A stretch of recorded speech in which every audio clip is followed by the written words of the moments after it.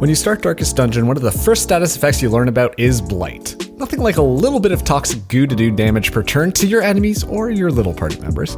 However, when you start to get more party members, Blight is one of the strongest ways to do reliable damage and increases the one-shot potential to kill enemies before they even get a chance to move. In this video, I'm going to be breaking down how to build a strong Blight party, namely which characters to bring, good abilities to equip, and which trinkets work best. So this guide is going to focus around two characters in specific, and that is the Plague Doctor and the Grave Robber.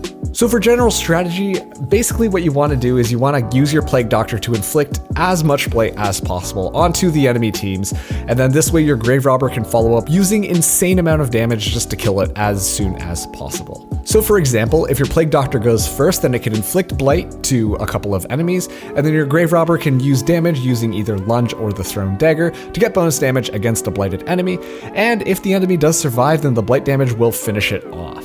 But if your Grave Robber goes first, then your Grave Robber can also inflict blight onto some of these enemies, and then your Plague Doctor can basically just double down onto more of these enemies, and then you can just use your Grave Robber to do the most amount of damage the next turn to finish off whichever ones are still standing. When building your characters for the Plague Doctor, basically you want to have the Noxious Blast and Plague Grenade abilities equipped. The Plague Grenade is great because it can blight the back two targets at the exact same time, whereas the Noxious Blast is going to be able to blight people in the front two rows, but that's kind of separated there. Essentially, you just want your Plague Doctor to have all sorts of blight abilities so then it can cause maximum damage by inflicting blight to the most number of people. Some of the other good skills can include Blinding Gas for a little bit more stun, and Disorientating Blast, which also just stuns, rearranges the party, and clears corpses as well. When setting up the Plague Doctor, I'd recommend putting him second from the left, and then this way he can make sure that he is getting maximum use out of both the Plague Grenade as well as the Noxious Blast, and there's a little bit of wiggle room just in case you want to put other people other places. So for the Grave Robber, the three abilities that you want to have equipped here is Lunge, Thrown Dagger, and Poison Dart. Now Lunge and Thrown Dagger actually gets bonus damage when inflicted against enemies that are blighted, and of course the Poison Dart just doubles down on blight, so you can kind of combo that up with the Plague Doctor's blight abilities as well. As for another good skill to equip, I usually like using Toxin Trickery just because it does increase your dodge and makes the Grave Robber just a little bit more sustainable, but of course you could also go with Pick to the Face or the Flashing Daggers just to inflict a little bit more of damage to the enemies. For the trinkets for your blighting party, essentially you want your Plague Doctor to maximize its speed and blight chance.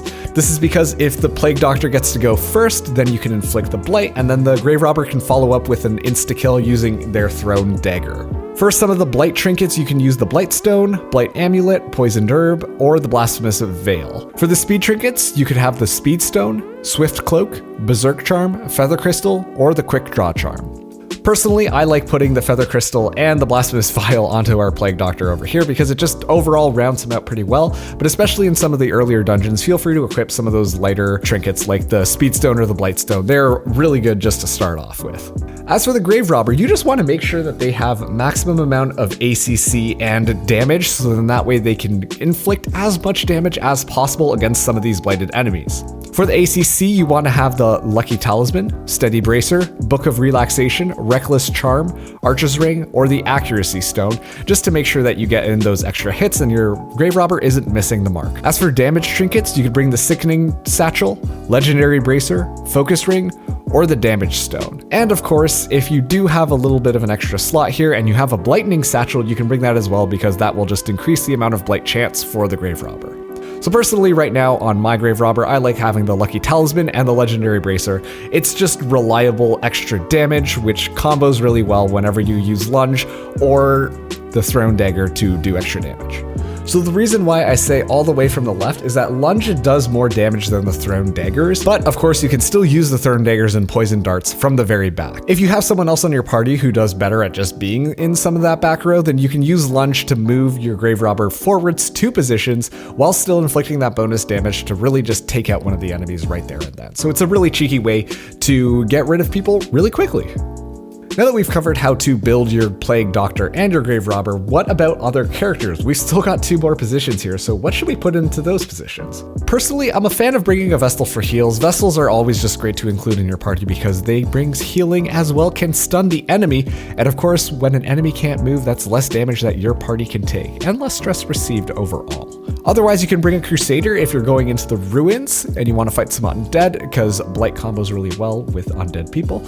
And a Man-at-Arms can help you defense, make sure that your party is a little bit more sustainable. But of course, a thing like a Hellion or a Leper can be really good just to inflict even more damage, get rid of those frontline targets, because really your Grave Robber is going to be focusing more on the back line, and same with the Plague Doctor there. Other viable choices could include the Antiquarian and the Abomination, just because both of them can induce Blight as well. Just be careful about the Abomination, because I find the party order for the Abomination can be a little bit difficult to figure out, because if you want it to cause Blight, it has to be in the middle 2 spots, and a human, which isn't always the best. Whereas the Antiquarian brings a little bit more versatility, because on top of the Blight and the stuns, it can also buff your party so that you can dodge or just hit more often. So personally, I lean towards more the Antiquarian.